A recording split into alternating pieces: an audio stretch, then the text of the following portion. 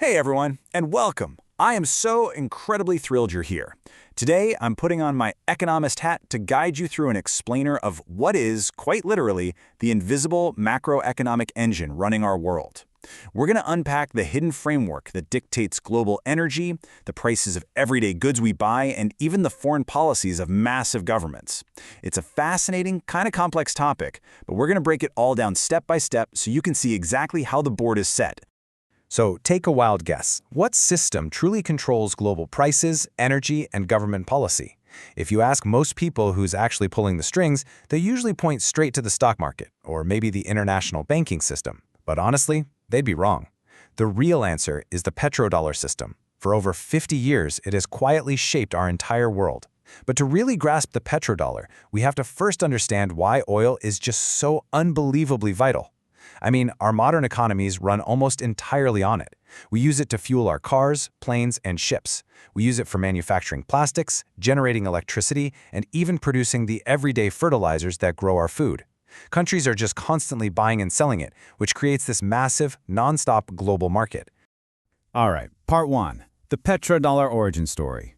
Let's lay down a quick historical foundation so we can see how the US dollar came to dominate this space.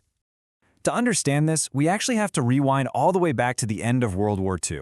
While most of the globe was sitting in economic ruin, the United States emerged with its manufacturing base fully intact. And that incredible advantage led to the 1944 Bretton Woods Conference. This is where the world essentially agreed to make the US dollar the very center of the global financial system. The US promised that its dollars could be directly exchanged for physical gold. So boom, a new world order backed by the US dollar was established. But, that system didn't last forever. Fast forward to 1971, and we hit a massive turning point known as the Nixon shock. Understanding the fallout of that 1971 event is absolutely crucial. President Nixon officially decoupled the U.S. economy from the gold standard. In a flash, the world transitioned from a gold-backed economy into a fiat currency economy.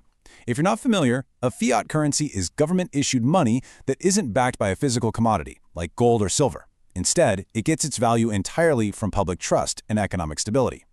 Now, when the US stopped backing dollars with gold, you'd probably think the dollar would just collapse, right? But it didn't. It stayed dominant. Why?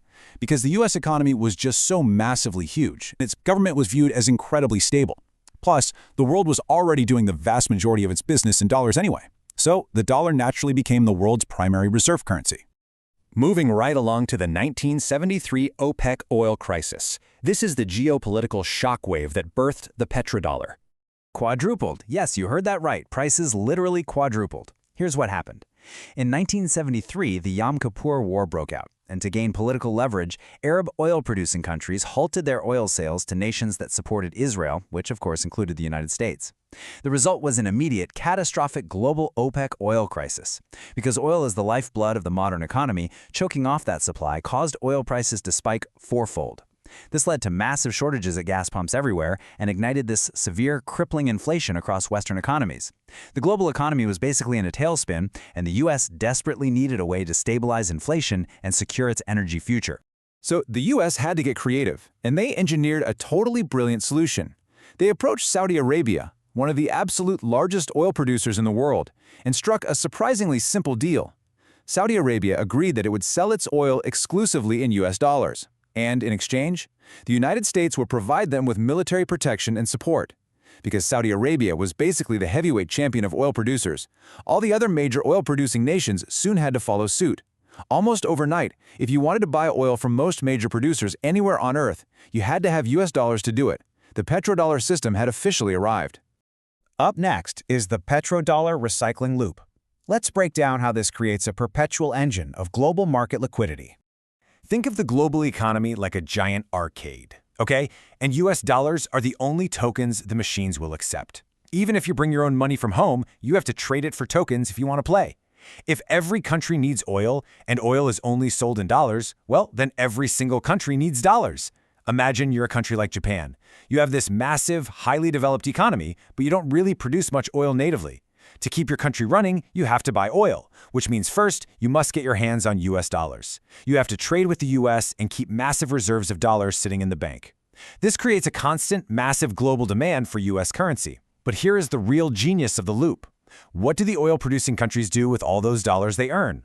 They certainly don't just shove piles of cash under a mattress. They reinvest it. They buy U.S. government bonds, they invest in American companies, and they buy U.S. real estate.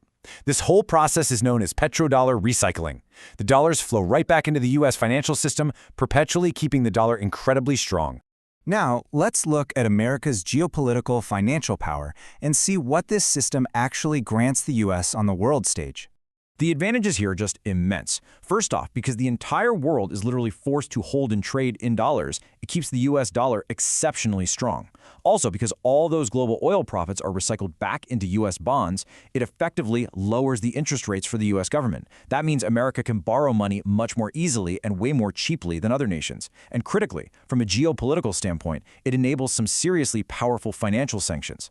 Since so many international transactions are forced to pass through US banking systems to clear in dollars, the United States can use these financial sanctions as a profound geopolitical weapon, basically cutting hostile nations entirely off from the global economy.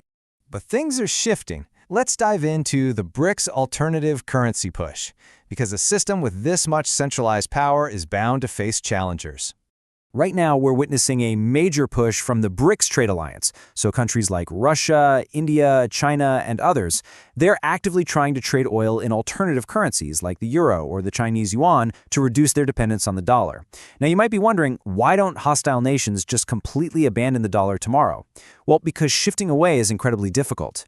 The US dollar offers super high liquidity. That means a nation can move billions of dollars instantly without crashing the market, and it's all backed by really strong legal protections.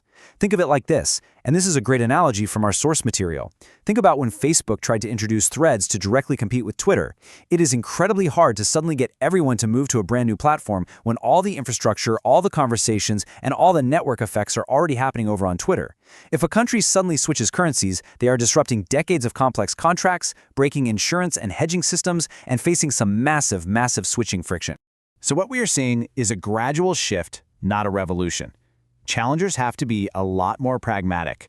Because of all that friction we just talked about, nations like China and Russia are taking a very calculated approach. They are actively working to undermine the dollar, but they're doing it selectively. For instance, Russia has significantly increased its oil trade with China using the yuan, and they've even settled some transactions in rubles. They're also intentionally shrinking their U.S. Treasury holdings. Meanwhile, China's out there heavily promoting yuan-denominated oil contracts with its own trading partners. But here's the key takeaway you need to remember. They are reducing dollar use specifically where it's politically necessary for them, like when they're dodging sanctions. But they're still happily utilizing the dollar when it is convenient and efficient. On top of all this, China's also actively expanding its influence in the gold market. They're using gold as another avenue to try and break the global financial grip of the US dollar, which, by the way, has recently caused global gold prices to surge to unprecedented levels. And all of this brings us to a deeply provocative question. We are essentially watching a slow-motion geopolitical chess match play out in real time. The petrodollar system has dictated the rules of the global economy for half a century, surviving through unmatched liquidity and just sheer momentum. But as powerful nations gradually chip away at its foundation, shifting their trade and hoarding massive amounts of gold, we really have to ask, how long can the petrodollar maintain its absolute grip on global supremacy? It is a macroeconomic shift that will undoubtedly define the next century of global power. Thank you so much for joining me for this explainer today. Keep questioning the systems around you, and I will see you next time.